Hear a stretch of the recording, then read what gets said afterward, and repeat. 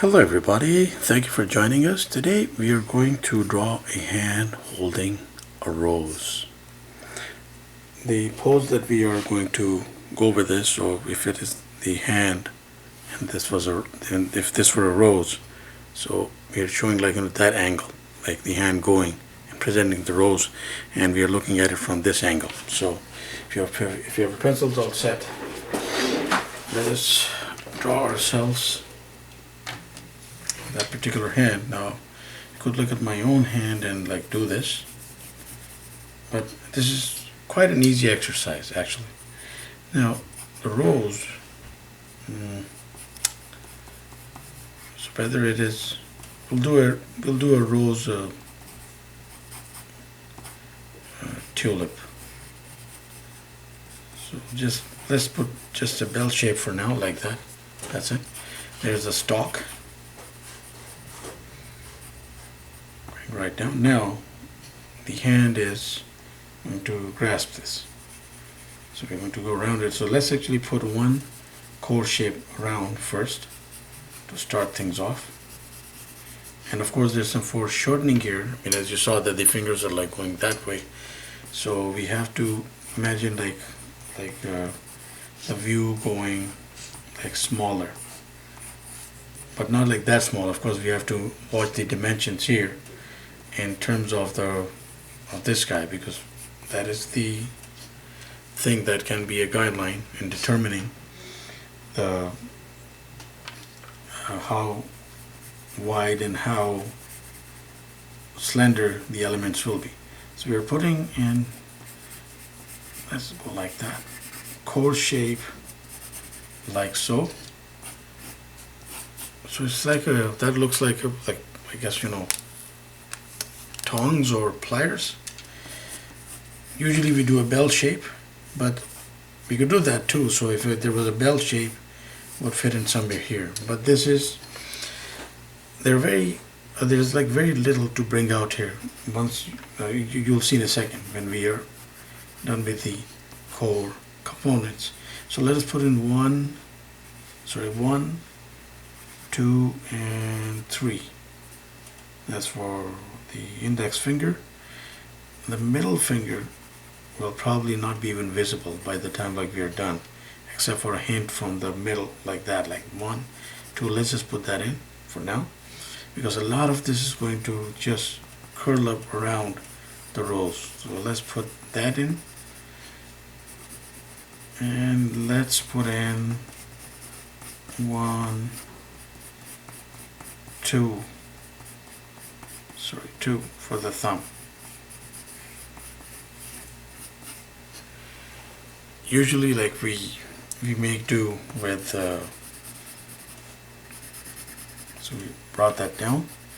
We make do with sausage shapes for the fingers and the thumb, and then we work around them to create a core line work. So here is the thumb, so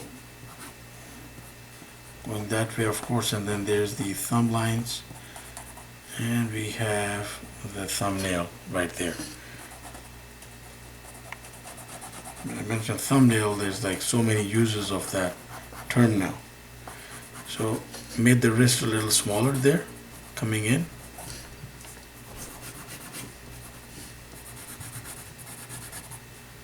Going upward, and then of course right here we have the luxury of just putting in curls like that. And then even for the index finger, like we can put in sausages like that, 1, 2, and 3, or we can just put in curls, keeping them going like that way and bringing it out like that and making that into a knuckle. And then the other finger, so that's placed a little too high, so core of the crease there, and there's the other finger, and then again hint of the creases there, and a third finger.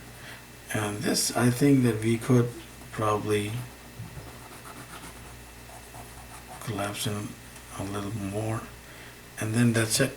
So the next finger probably somewhere around like that. Just like try to just like put in some lines here to make for a filler, and then now there we are actually pretty much done here. There's the stalk of the rose. There's the tulip shape, I guess. We'll just put that in.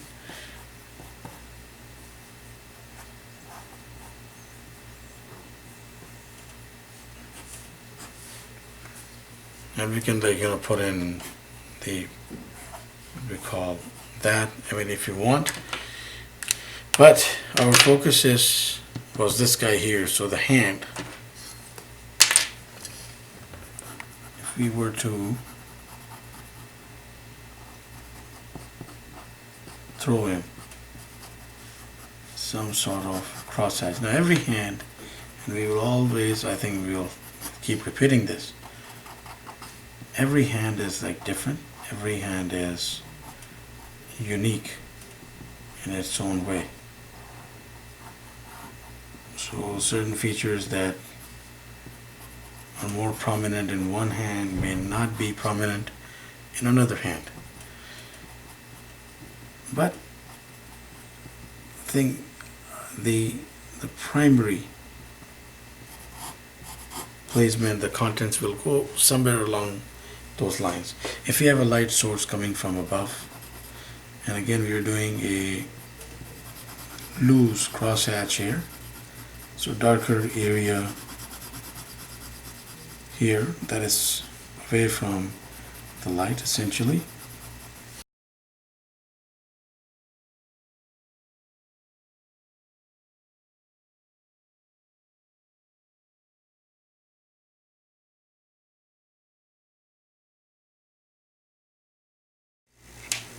We want to make sure that when we are talking about a light source, and if we are working with a pencil, might be easier to get some tones in. When we are working with a more solid medium, solid as in that you really can't go back and correct a lot of errors. Some are, of course, it's possible to correct quite a few, but not most of the time, because it's kind of set in stone when you're drawing with a pen. So we have to make sure, if we're going with a pen, to review each and every angle well before delving into it. And that is only a humble suggestion.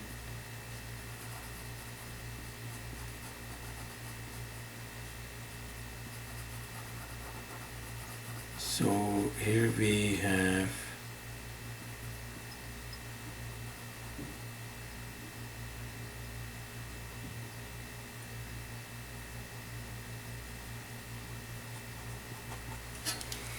so we darken that area inside.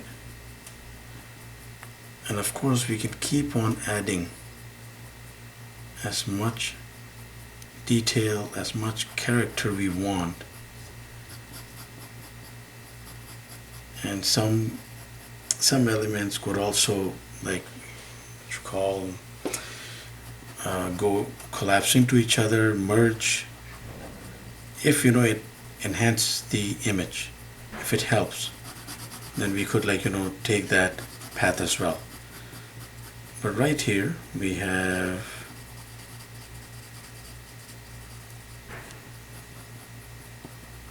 crosshatch to accentuate the tones that fall across due to the light source being on the other end. So everything doesn't need to be exaggerated. then realistically we can like choose one angle that is slightly more darker than the other.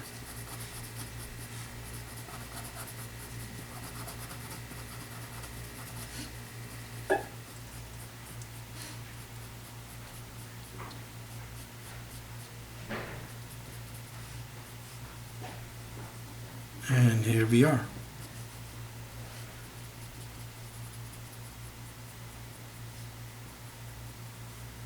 Also, we always advise that when we are doing a crosshatch exercise, it's always good to try to maintain the line work along the shape. And when we are working not necessarily on the shape, or if you're working in a slightly different direction, if you're trying to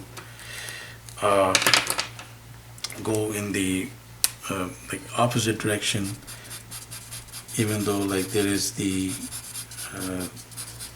there's a set shape, we can try to, again, that's what crosshatch is, we try to merge the components and make them smoother by having crisscrossing lines doing our work for us. So just highlighting the core aspects of the illustration here. And there we have it, hand holding a rose from that particular angle. Please do try it out. We have other videos that feature anatomy, so please do check them out. I think they might be helpful. I'm pretty sure they're helpful if you're looking for some tips along those lines. So thank you very much for watching. Please do subscribe and keep in touch. Have yourself a wonderful day.